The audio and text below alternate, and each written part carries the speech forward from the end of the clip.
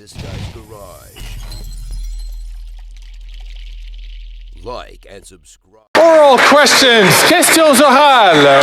L'honorable chef de l'opposition. The Honourable Leader of the Opposition. The Parliamentary Budget Officer has already proven that the Liberal carbon tax, just like the Prime Minister, is not worth the cost, saying the vast majority of people are worse off under a carbon pricing regime than without. This is partly because of the economic cost that the carbon tax imposes. One of our members for Winnipeg asked the PBO if the government had done an economic analysis of the cost, and he said yes, but they're blocking its release, referring to it as a gag order. Why the carbon tax cover-up? The Right Honourable Prime Minister. Speaker, we of course respect the work of the Parliamentary Budget Officer, who provides independent analysis to this government. In this instance, however, the Parliamentary Budget Officer admitted that he made a mistake with his carbon pricing reports, using incorrect analysis and modelling, which emphasises what we've been saying all along, Mr. Speaker, that 8 out of 10 Canadians get more money back from the Canada Carbon Rebate while we fight climate change. The next Canada Carbon Rebate is actually going to be arriving on the 15th of July in Canadians' bank accounts right across the country. We will continue to put money in people's pockets and fight climate. The Honourable Leader of the Opposition. If that was true, he would simply release the report with the real cost of the carbon tax that he's been hiding. But the Auditor General released another report showing that this Prime Minister is not worth the corruption or cost after 9 years. $123 million in spending in the Prime Minister's Green Slush Fund broke the rules. According to one of the bureaucrats involved, the entire expenditure resembles the Liberal sponsorship scandal. Will he take personal responsibility for these costs and corruption, or will he just blame others again? The Right Honourable Prime Minister. Mr. Speaker, the Minister has already taken measures to ensure that these programs are properly spent, that the processes are properly followed in terms of contracts. We know we need to continue to ensure value for money for taxpayers, while at the same time continuing to step up on the fight against climate change, on the creation of a green economy. That is why we continue to deliver a Canada Carbon Rebate that puts more money in 8 out of 10 Canadians' pockets in regions where it is, at the same time as we fight climate change effectively right across the country. Hear, hear. Just going to ask all members to please not take the floor. As a person who has been recognized by the chair to ask the question or to answer the question, so that not only that the chair can hear all the questions and that all members can hear, but especially those who use translation devices, it's difficult for them to hear over the ambient sound. The Honourable Leader of the Opposition. We already knew that the Prime Minister liked to give tax dollars to his favourite consulting company, McKinsey, a company that helps supercharge drug overdose deaths as part of the opioid crisis. But today we learned from the Auditor General that it's far more money than thought. It was 200 million Canadian tax dollars for this one company. 90% of those contracts didn't follow government rules, 70% of them without a competitive process, 100% of them with the NDP voting in favor. Wow. Mr. Speaker, will the Prime Minister commit here and now no more money for McKinsey?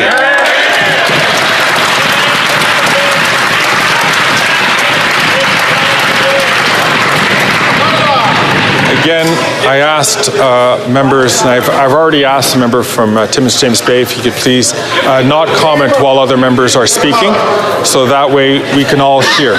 The Honourable...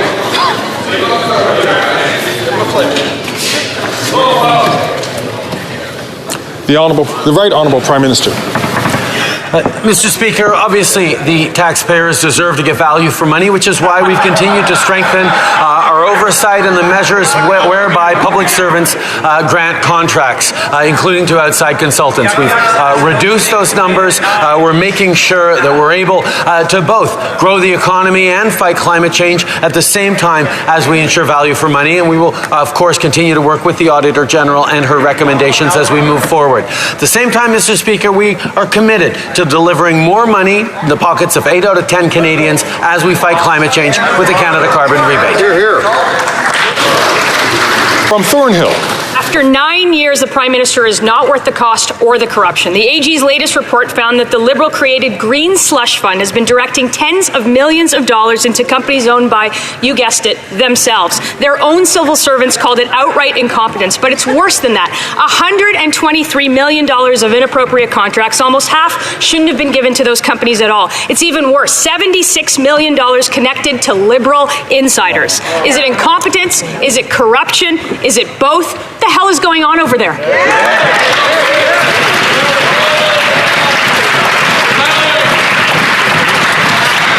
Before I pass the floor to the responsible minister, I'm just going to ask members, please, to be very judicious in the words that they choose in this House, to making sure that it is on the right side of parliamentary and as well as polite.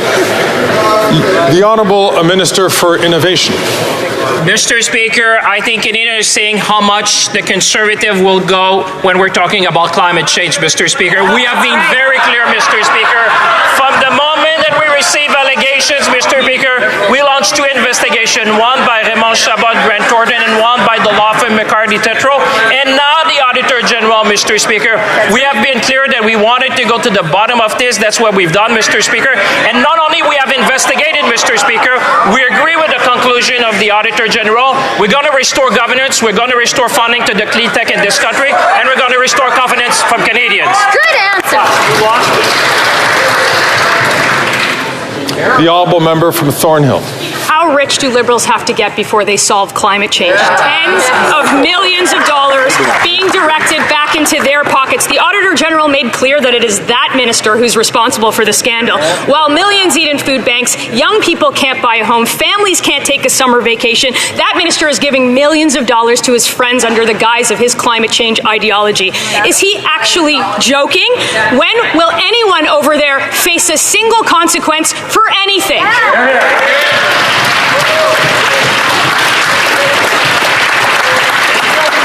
The Honourable Minister for Innovation. Mr. Speaker, I'd like to thank my colleague for the question, Mr. Speaker. You see again the Conservative going, Mr. Speaker. The Auditor General's report was very clear. Parliament decided 20 years ago to have an arm's-length organization to manage that, Mr. Speaker. We investigated the allegation. We're proposing now a new governance model which will be under the rules of the Federal Public Service, so we can have more rules around HR, more rules around funding, Mr. Speaker. We're going to restore confidence. We're going to make sure that we have a model of delivery that have the highest standard, Mr. Speaker. We're going to fight for the clean tech in this sector. Yes, good answer.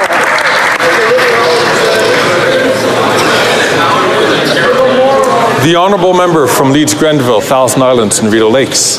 General report makes it clear that this Prime Minister isn't worth the cost or the corruption. The Prime Minister's billion-dollar green slush fund handed out $123 million taxpayer dollars illegally, and we know this because Conservatives have been fighting against the Liberal cover-up as we've tried to expose this Liberal minister's incompetence. We know that nearly 100 conflicts of interest were uncovered because of the Auditor General's investigation. It's shocking confirmation of corruption, and we know that they're going to try and cover it up. What we need to know today, is the minister going to assure Canadians that not a single dollar of severance will go to the corrupt executives? The Honourable Minister for Innovation. Mr. Speaker, again, let me tell the Canadians, the Conservative at the time, 20 years ago, wanted that to be an independent arm's-length organization, Mr. Speaker, from government. That was the delivery model that was chosen, Mr. Speaker. What we have done from the moment we had delegation, we investigated, Mr. Speaker, because we want to go to the bottom of this. We've seen the reports that have come up. We have proactively worked with the Auditor General. We're going to restore confidence. We're going to restore governance in this organization. But one thing, Mr. Speaker, we're never going to let our small and medium-sized business who are fighting for climate change in this country, we're going to fight with them.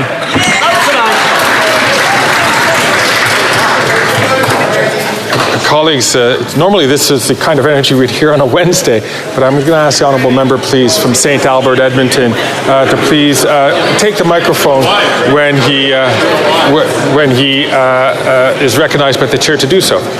The honourable member from Leeds, Grenville, Thousand Islands, and Rideau Lakes.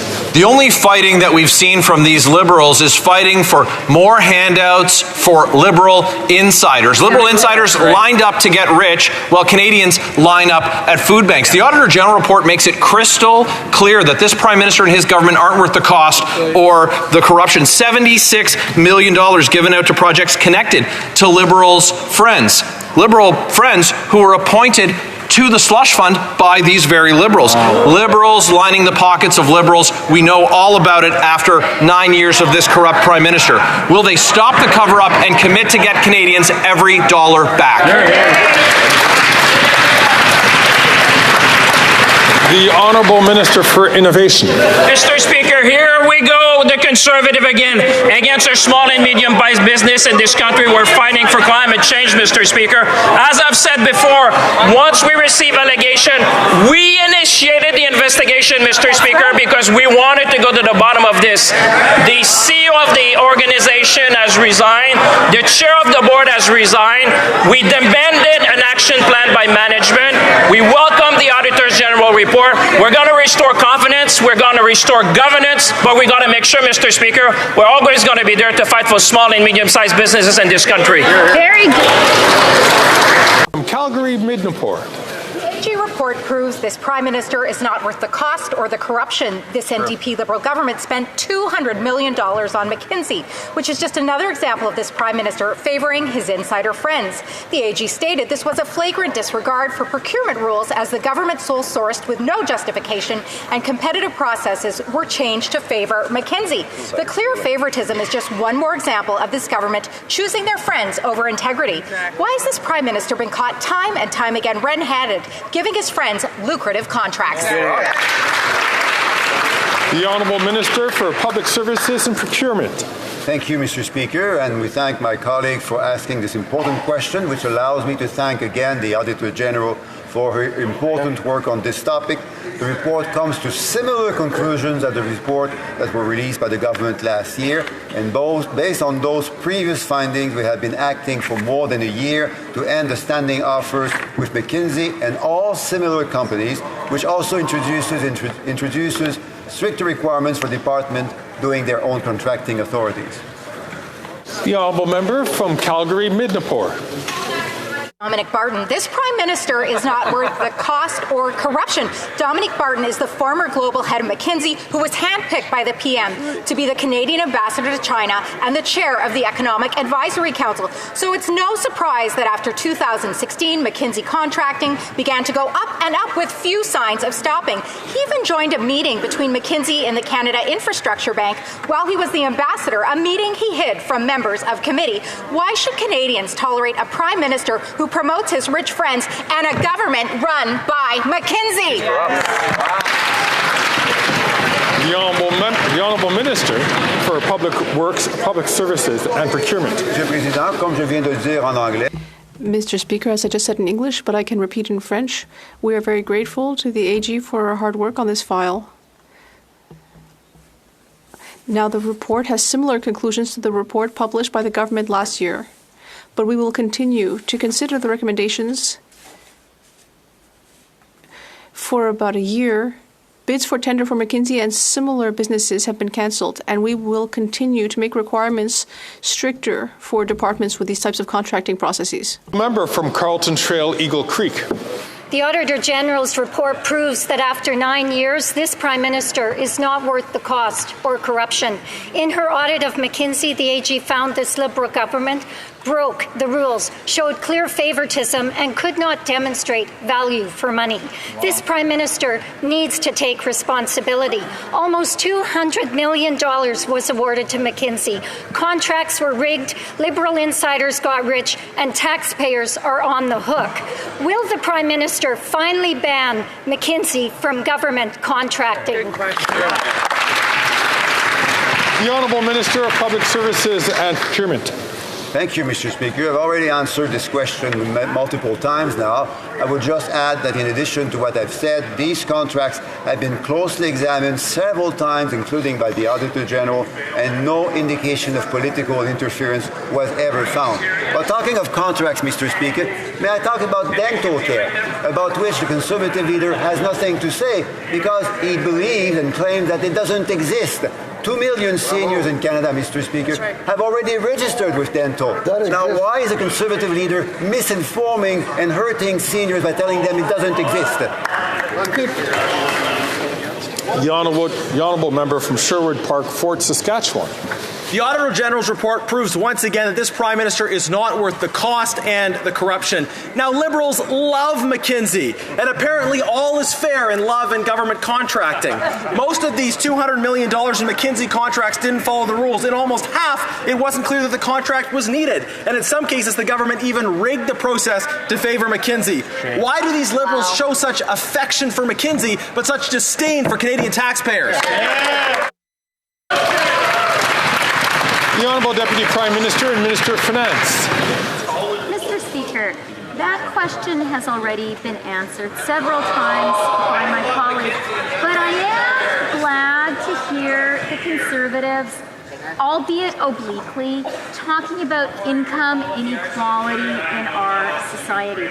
It's a concern that we share. And the good news for the Conservatives is they have the opportunity to support us and to support our increase in the capital gains inclusion rate, a way to ask those at the very top to help the Canadian middle class. Let's see if the Conservatives will do it. The Honourable Member, The Honourable Member for Saint-Laurent. Speaker, every single Conservative MP voted against pharmacare to provide universal access to contraception, and their own caucus members have expressed anti-choice rhetoric. One Conservative member has referenced this legislation as focusing on wiping out or tapering the population. Could the Minister of Health please share how this Conservative member is missing the point of the legislation and how her remarks can be harmful for women and gender-diverse Canadians? The Honourable Minister of Health. Mr. Speaker, we know that over half of the Conservative caucus has been confirmed as being anti-choice, to be against a woman's right to choose.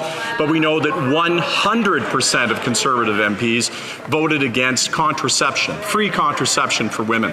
Mr. Speaker, when you make comments like that, it becomes clear that if you're both against abortion and against access to contraception, you're against a woman's right to choose and have autonomy over her own body. It isn't Conservative MPs who should tell women whether or not they should or shouldn't start a family. It is women themselves who must always make that decision.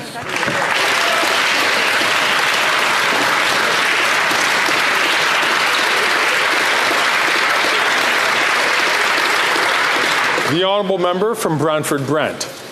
The explosive Auditor General's report proves that the Prime Minister is not worth the cost and corruption.